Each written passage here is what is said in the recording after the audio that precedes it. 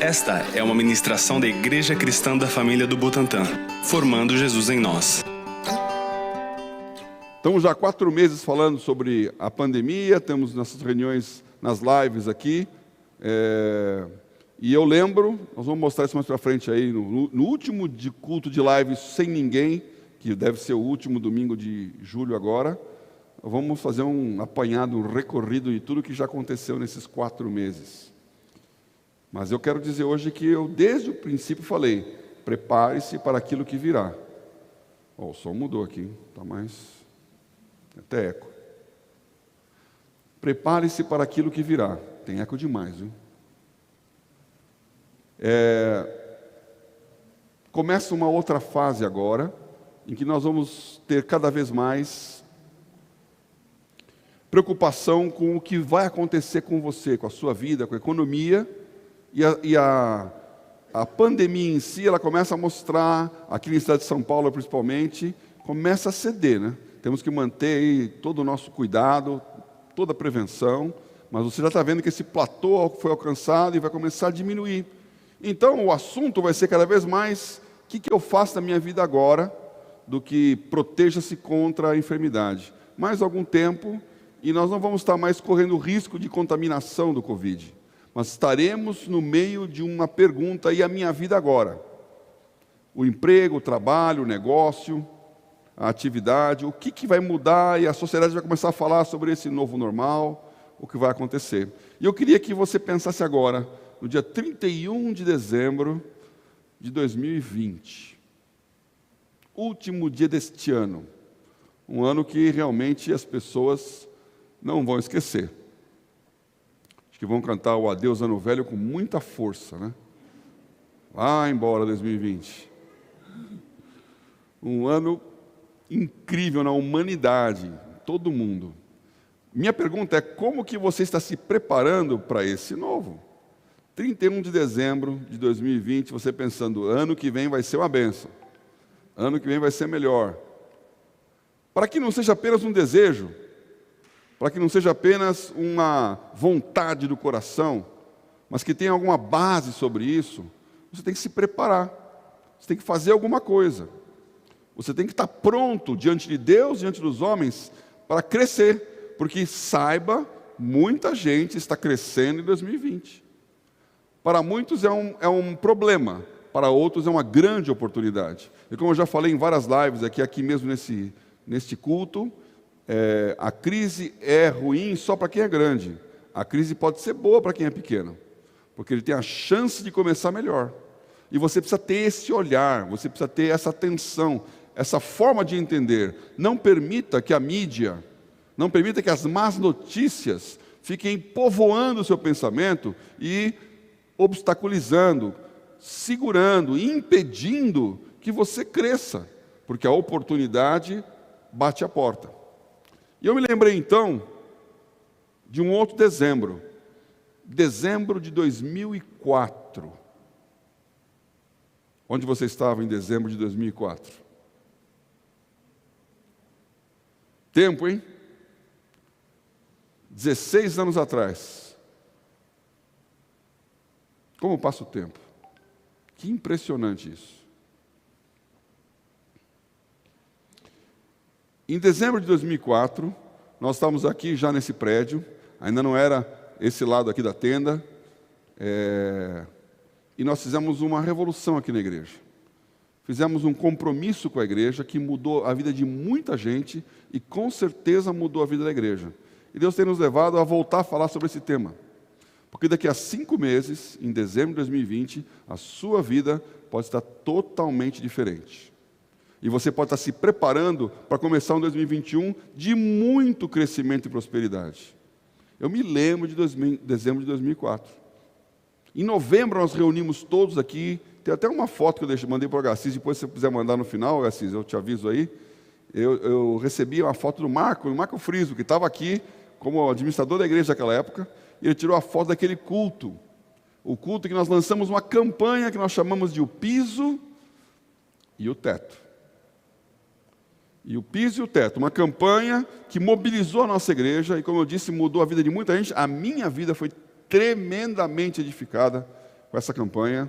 2005 foi um ano em que minha vida deslanchou de uma forma impressionante. Coisas aconteceram que eu jamais podia imaginar, dentro da fidelidade a Deus, do pacto que nós fizemos no final de 2004. E eu conheço muitas outras histórias, pode até trazer depois os testemunhos aqui, de gente que foi abençoada. Agora chegou a sua vez, porque nós estamos vivendo uma situação similar, e esse pacto hoje é presente. O piso e o teto. E por que é presente? Porque nós estamos no final de 2020, terminando o ano 40. Se você é membro da Igreja Cristã da Família, eu sei que tem um pessoal maravilhoso de Ibitinga aí, que está sempre no chat aqui, tremendo esse tempo. Eu nunca imaginei que nós aqui podíamos estar tão próximos, né, Ibitinga e Butantã, todo domingo junto aí, recebendo as fotos, já estou reconhecendo as pessoas. Olha o nosso irmãozinho lá, fazendo o culto junto aqui. Então, muito, muito, muito legal estarmos juntos. Porque nós, como Igreja Cristã da Família, estamos no ano 40. Vamos ter o nosso aniversário de 40 anos agora no final de setembro. E vamos para Israel. Eu não sei quem vai poder ir, mas se você puder, faz a sua mala aí. Porque no final do ano, né, novembro, nós estamos indo a Israel para poder cumprir essa promessa de Deus. Nós vamos estar lá em Cades Barnea, naquele oásis na beira do deserto, onde Israel acampou e Moisés mandou os espias para olhar a terra prometida, e eles ficaram lá mais 38 anos. Vamos lá para Gilgal, a planície onde Israel se acampou, diante de Jericó, para conquistar a terra prometida. Então há uma palavra de bênção sobre a nossa igreja. Este é o nosso último ano do deserto. Ano 40 é o último ano em que morre gente da geração que saiu do Egito. E a mentalidade do novo se instala na igreja. Então, se você é mais antigo que nem eu aqui, cuide de ser um Josué e Caleb dessa história. Se você é um novo que veio ao longo do caminho, prepare-se, porque finalmente você vai sair do deserto e entrar na sua terra, na terra prometida, que é o ano de 2021, o ano da terra prometida. Então, este tempo é um tempo de preparação. Nós temos 5 meses para mudar a sua vida. E como é que isso pode mudar? Eu lembro que em 2004, nós aqui no Butantã, a igreja aqui do Butantã, ela tinha uma receita média de 25, 26 mil reais. Hoje nós somos mais que 5 vezes isso. E as pessoas fizeram um pacto. Esse pacto está baseado no texto de 1 Timóteo, capítulo 6. Quero que você leia aí. Abra os seus celulares em 1 Timóteo 6, na Bíblia JFA.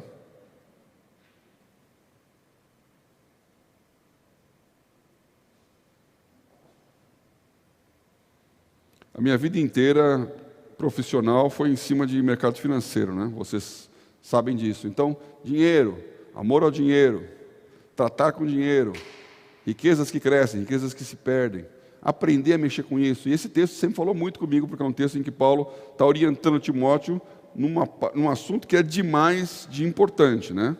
Então ele fala aqui, a partir do versículo 7, 1 Timóteo 6, versículo 7. Porque nada trouxemos para este mundo, e manifesto é que nada podemos levar dele. Tendo, porém, sustento e com que nos cobrirmos, estejamos com isso contentes. Então, como se diz aí no ditado popular, caixão não tem gaveta. Ou seja, você não vai levar nada desta vida quando você morrer. Você veio sem nada e vai sair daqui sem nada. Você não trouxe nada, nasceu nu e vai morrer do mesmo jeito. Pode até morrer vestido, mas a sua roupa fica lá, o seu corpo se decompõe, e a sua alma e o seu espírito para Deus. Então, durante essa nossa jornada, que Moisés fala, nossa história aqui de hoje, que ele fala, se alguns pela sua robustez chegam aos 80 anos, é canseiro e enfado, então a velhice vem, e as pessoas vivem 80, 90, 100 anos, passou, e vai embora, e o que você levou? Externamente nada. Por isso, ele diz, tendo, porém, sustento e com que nos cobrirmos, estejamos com isso contentes. Ah, pastor, a Bíblia aqui está falando que a gente não pode enriquecer, que não pode pensar em dinheiro. Não, ela está falando que os ricos caem em tentação, é a continuação aqui, em laço, em concupiscência, porque o amor do dinheiro é a raiz de todos os males. O problema não é o dinheiro. Tem gente que fala, o dinheiro é a raiz de todos os males. Não, o dinheiro é a solução de todos os problemas. O amor do dinheiro é a raiz de todos os males. Por isso a palavra nos diz, quando crescerem as riquezas, não ponhais nelas o vosso coração. Isso significa que você tem que aprender a ter. Porque se você não aprender a ter dinheiro, você não vai ter. Que nenhum pai dá para um filho um brinquedo perigoso. Quando você vai na lojinha comprar brinquedo, eu já passei da fase de comprar para o meu filho, né? Lembro bastante dessa fase, inclusive. Né? Tinha que ficar lá vendo Lego para ele e tal, não sei o quê. E você vai vendo então a idade. Quantos anos ele tem? Esse brinquedo serve para ele? Porque se você comprar brinquedo com pecinhas pequenininhas como um Lego, para um nenê, para um bebê, a chance dele engolir aquilo é imensa. Então aquele brinquedo é perigoso para aquela criança. Porque ele pode se prejudicar, ele pode engasgar, ele pode morrer por causa do brinquedo que não é para ele. E conforme vai evoluindo, vai mudando de emprego, até que chega uma idade que ele deve tomar amor por um grande emprego, um brinquedo que é muito importante, chamado emprego. No dia que o seu filho começa a brincar de emprego, aí você fica feliz. Né? Começa a ganhar dinheiro e tal. Um dia nós vamos todos comemorar essa data. Então, aquilo que Deus dá para o filho é como um pai dá para o seu filho aqui. Ele não vai te dar dinheiro se você vai estragar a sua vida com dinheiro. Se você ama aquele negócio, não sabe usar. E o que ele fala então? Olha, se você tiver com o que se sustentar e com o que se cobrir, fique feliz. Porque para poder chegar na eternidade, o que você precisa é comer todo dia e sobreviver. A sua bela mansão, o seu carro do ano, as suas viagens transoceânicas, essas coisas vão ficar. Sobreviva. Ou seja, coma, tenha um teto. Tá bom. No seu coração, fique contente com isso. E se vier mais, usufrua com toda a capacidade de usufruir, mas não com a necessidade de reter, de amar aquelas coisas. Muitas pessoas me perguntavam, Paulo, você nunca pensou em ter uma casa na praia? Eu falei, não, nunca pensei. Por quê? Porque se eu tiver uma casa na praia, o que eu vou fazer? Eu vou para a praia. Então agora, domingo, nessa hora, eu estaria na casa de praia assistindo alguém pregar aqui. Talvez tenha até alguns aí, né?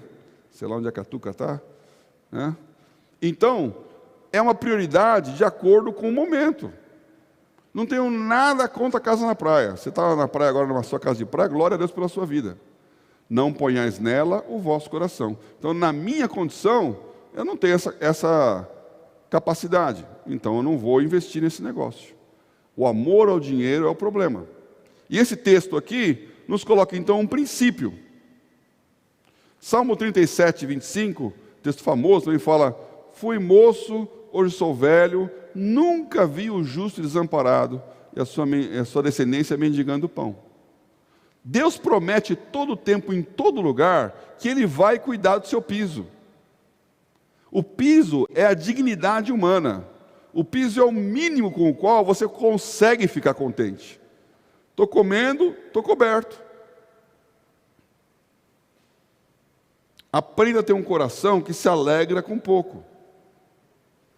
Por isso que tem muito, dissipam suas riquezas. E se você olhar as pessoas ricas desse mundo, vai perceber que as mais sábias são aquelas que não mudam o padrão de vida na capacidade, na condição, na dimensão da sua capacidade. Eles têm um padrão na necessidade e não na capacidade. Senão você começa a esbanjar e perder. E se perde mesmo. Então, todos temos um piso. Todos temos um piso abaixo do qual a sua dignidade é abalada. Você não consegue sobreviver, você não consegue cuidar do seu filho, da sua filha, da sua casa, da sua esposa. Então, e esse piso é variável. Eu não vou entrar aqui no mérito de quanto você precisa para poder estar com isto contente. Mas tem esse número aí. Você tem que saber qual que é esse número. E, obviamente, você tem que ganhar mais do que ele, porque senão você tem um problema recorrente. Você está ganhando menos do que você precisa, está endividando, está sofrendo, está sem dormir. Jesus falou: olhe para as aves do céu, não semeiam nem cegam, Deus cuida delas. Olhe para as flores, nem Salomão se vestiu como um lírio do campo. A Bíblia fala que nenhum pai dá pedra quando o filho pede pão, dá uma serpente sem pedir um ovo. Então Deus repete muitas e muitas vezes: eu garanto o seu piso, eu garanto que não vai faltar. Ore, creia, confie, seja fiel a Deus, Ele vai ser fiel à sua palavra e você será sustentado. É uma promessa. Então eu acho que piso é um número que todo mundo sabe qual que é. O que eu não sei se você sabe é o teto. Qual é o seu teto? Qual é o número que você fala, tá bom? Mas não é assim, tá bom, mas se vier mais, ok. É, tá bom, eu não preciso de mais. Essa é uma coisa difícil de ver. É difícil ver pregador pregando sobre isso, né? Olha agora, em nome de Jesus, diga para o seu irmão do lado: eu vou estabelecer um teto, e tudo que Deus me der, eu vou dar para os outros. Difícil ouvir esse tipo de pregação. Mas acontece na Bíblia. Um texto aí para os que gostam de momento do dízimo e ofertas, né? Êxodo 36. Êxodo 36. Já preguei sobre esse texto algumas vezes, falei do Bezalel aqui, do Irão, né? Outras mensagens que já foram. E aqui é um momento na história de Israel em que Moisés pede ao povo para ajudar, para dar ofertas, para trazer dinheiro para construir o templo, para para participar da construção. E aqui ele chama dois homens, né, a Bezalel e a Oliabe, que eram sábios para construir, eram aptos para fazer. E o versículo 4 diz assim: e vieram todos os sábios que faziam toda a obra do santuário, cada um da obra que fazia, e falaram a Moisés dizendo: o povo traz muito mais do que basta para o serviço da obra que o Senhor ordenou que se fizesse. Então mandou Moisés que fizessem passar uma voz pelo arraial, dizendo: nenhum homem nem mulher faça mais obra alguma para a oferta alçada do santuário. Assim, o povo foi proibido de trazer mais. Eu queria ver isso numa igreja, né? Você está proibido de dar mais. Vou arranjar confusão com essa live aqui, né? Eu já participei de muitas reuniões, muitos encontros, muitos cultos, em que eu já vi isso acontecer, né? Uma pessoa na frente dizendo: Deus está me mostrando 50 pessoas que vão dar 100 mil reais. E aí, veio mais que 50. Aí ele falou: Deus está me mostrando que tem mais. Poxa, não era 50? Já falar para o 51º, volta porque você não. A hora que você fala, basta, chega, bateu no meu teto, não preciso mais. E fazer isso com muita consciência, fazer isso com muito planejamento, fazer isso sabendo o que está fazendo. Então eu quero que você comece a pensar no seu piso e no seu teto, porque muitos cristãos chegam a Deus mendigando o piso. Senhor, eu só preciso de uma casinha. Senhor, eu não vou lhe incomodar muito, eu só estou te pedindo um dinheirinho para poder viver e pagar minha conta, para não estar no cheque especial, para não depender disso. Então a gente está mendigando com Deus: me ajuda um pouquinho só, eu não vou atrapalhar mais. Eu não estou pedindo muito, eu não quero, só... Como se a demanda com Deus fosse a demanda com o homem, que vai olhar para você e pensar: vou dar dinheiro para esse cara? Não vou. Então você vai pedir: não, não quero. É a psicologia do pedinte de semáforo, né? Ele pede um dinheirinho, se você não dá, você fala: não tem nem 25 centavos, não tem nem uma moedinha. Ou seja, ele está dizendo: uma moedinha você tem, né? Pedindo o mínimo. Deus não é assim. Deus tem um propósito. Então ele falou: você vai viver do seu piso, mas estabeleça um teto. E quando chegar ao teto, você vai dizer: não preciso mais, não é para mim. De novo, o teto varia de pessoa para pessoa. Esse mesmo texto que eu li de 1 Timóteo 6,8, ele fala isso. Tendo sustento com que nos cobrimos, tendo sustento e com que nos cobrimos, estejamos com isso contentes. O que significa isso? Sustento é o que está sustentando, é o piso. Teto é o que está cobrindo. Então, sustento e cobertura é piso e teto. Esse texto fala de piso e fala de teto. O segredo aqui é estabelecer qual é o seu teto. E eu junto então com uma outra palavra que eu já trouxe algumas vezes aqui, falando sobre canal de bênçãos. Canal de bênçãos. Porque se Deus está dando mais, é para algum propósito. E você começa a se perguntar, o que eu vou fazer com o que Deus está me dando? Esses dias um jovenzinho, que eu gosto muito, veio para mim e perguntou, olha, pastor, comecei a trabalhar, vou ganhar o meu dinheiro. O que eu faço agora com o dinheiro? Como é que eu aplico esse dinheiro? Então, aplicação de mercado, coisas de onde colocar o dinheiro, né? Se você é um jovem, vive com seus pais, não tem preocupação de pagar aluguel, sustentar a família, nada disso, primeiro conselho é, não arrume uma preocupação dessa. Então, não vai atrás de achar um lugar para ter que morar sozinho, nem viver com alguém, nem sustentar a família. Começa a arrecadar dinheiro enquanto você pode ficar na casa dos seus pais aí. E aí, então, você tem a condição de investir em algo mais arriscado. Se perdeu, não morreu a sua vida. Então, você pode ser mais arrojado no investimento. Mas o que eu disse para ele, digo para todos vocês, ponha a maior parte do seu dinheiro num investimento de maior risco. Se você, vou fazer um disclaimer aqui, senão eu vou editar minha mensagem, né? Se você é um jovem que não tem a necessidade de garantir alguma conta, você pode investir em algo mais arriscado. Porque quem tem muito dinheiro tem que preservar o dinheiro. Quem tem pouco dinheiro tem que multiplicar. E para multiplicar não vai ser taxa de juros. Vai ter que fazer algum risco. Então você pode arriscar mais no começo para multiplicar. Agora, mesmo assim, guarde um pouco de dinheiro para doar para alguém, para dar o seu dízimo e oferta, para fazer algo para alguém que não merece, que não fez nada para merecer. Que simplesmente você vai pensar, quem merece o meu dinheiro de graça? Estabeleça o seu teto. Deus, se eu ganhar mais do que isso, eu vou me dispor ao que o Senhor está falando, porque Deus pode te usar para abençoar alguém. E se você ficar com a mentalidade da lagoa, existem os canais de bênção, existem as lagoas da prosperidade. Crente lagoa é o crente que recebe, recebe, recebe e não solta nada. Ele quer mais prosperidade, mais prosperidade, mais prosperidade. É a mentalidade daquele homem louco que Jesus falou, que quando teve uma super safra e teve muito mais do que ele imaginava, ele perguntou, que farei? E a solução dele foi, já sei, construirei silos maiores.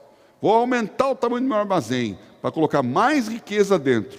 E ele disse, louco, esta noite pedirão a tua alma.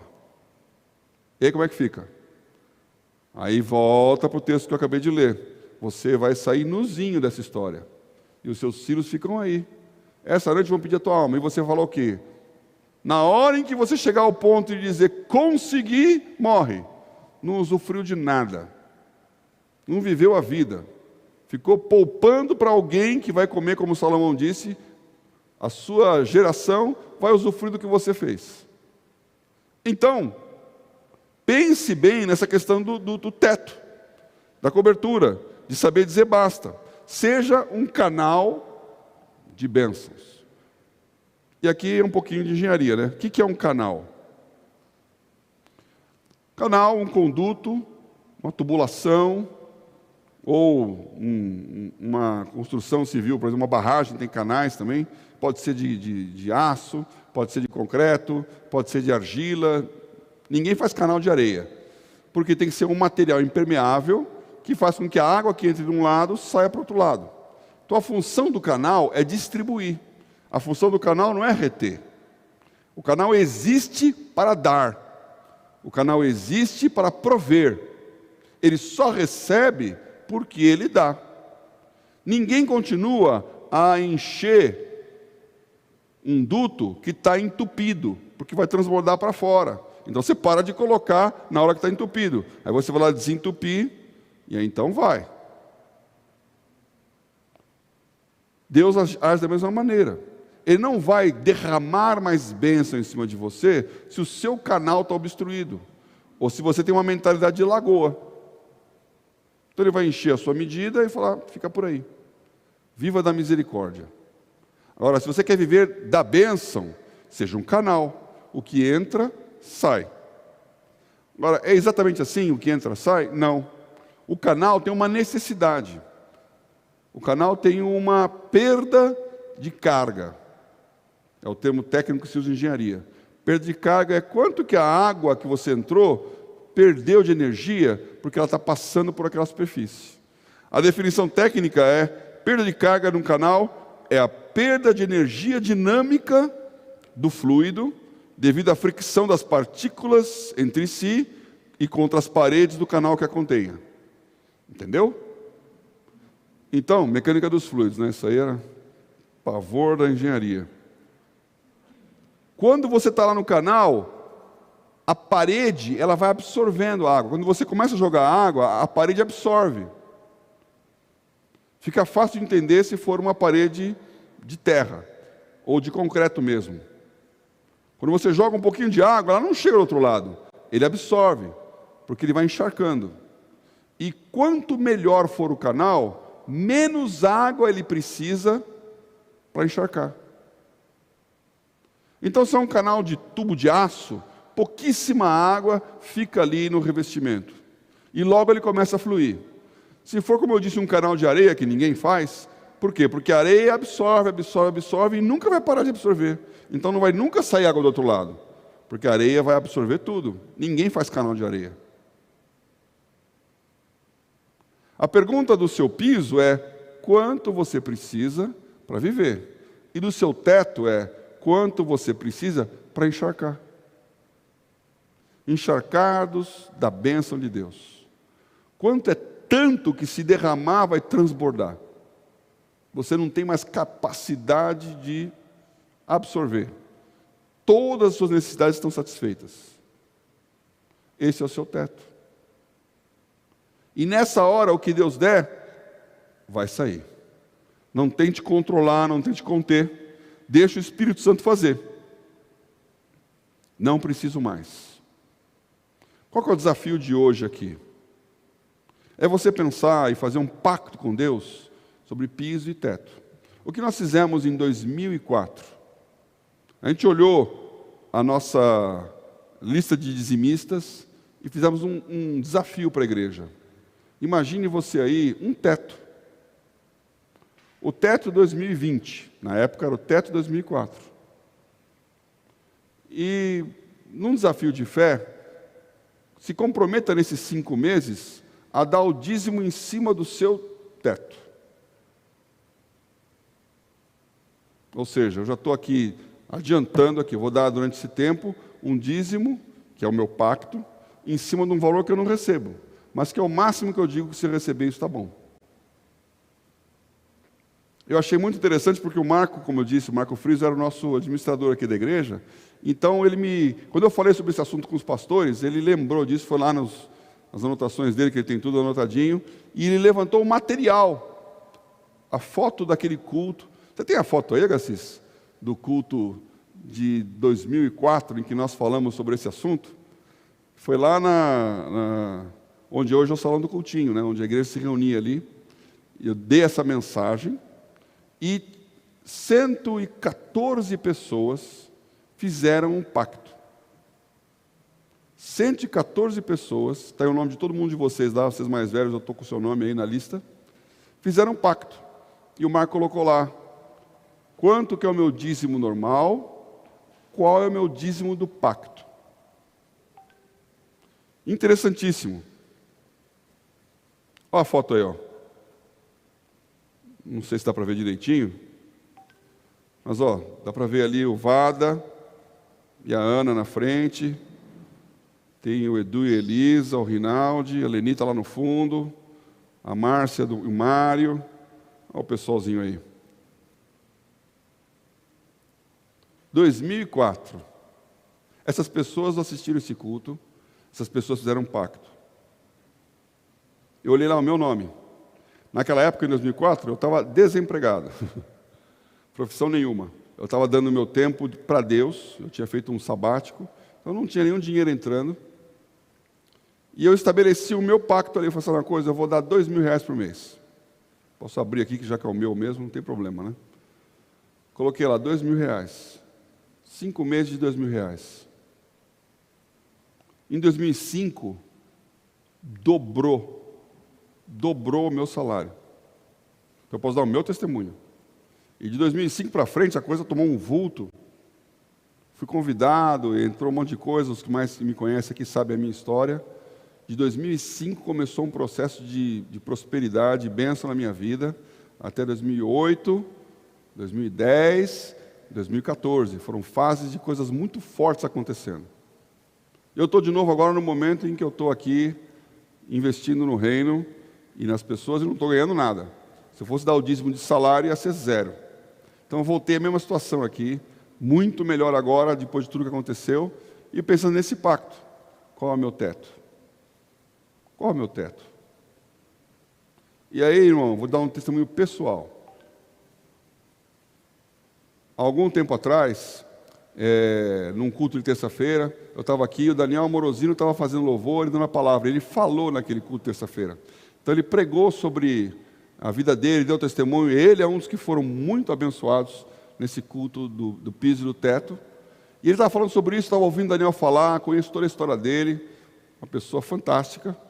E sabe, Deus me tocou ali, eu falei, Deus, sabe uma coisa, eu vou dar o dízimo do que eu gasto, não vou dar o dízimo do que eu ganho.